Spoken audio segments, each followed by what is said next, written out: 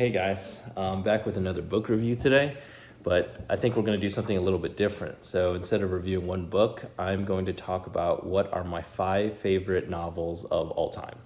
So just to give you a little preface, in books, I really like something that's super emotional, has a good set of characters, good writing, and most importantly, a good ending. So out of this list of books, these will all have these qualities. So starting off, if you've seen any of my videos, you know East of Eden, John Steinbeck is one of my GOAT books. Great American classic about two brothers that kind of mirrors the biblical story of Cain and Abel. It's such an epic tale, can't go wrong for sure. Next one, Kite Runner.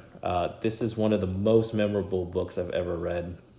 Again, it's a tale of two brothers, but they grow up in Afghanistan. And the writing is so good and the story is so moving. I still remember it to this day. The author is actually also a doctor, so that's kind of a cool thing. But the ending is very spectacular. The writing is one of the best of any book I've ever written or ever read. So you can't go wrong with this one either. Next on the list is A Prayer for Owen, Meany. And this book is by the American author John Irving. And it's about this kid whose name is Owen Meany, and he's kind of like a dweeby kid. He's really small. He's got a squeaky voice. No one really takes him seriously. But he's born with such strong conviction, confidence in himself. He's got this unshakable faith in God that carries him through life. And in the early parts of the book, he gets this vision about how he's going to die later.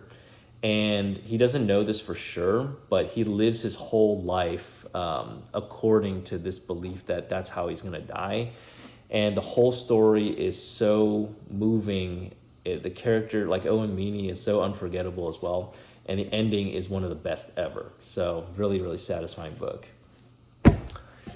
Next on this list is this tome of a book, which is Lonesome Dove by Larry McMurtry.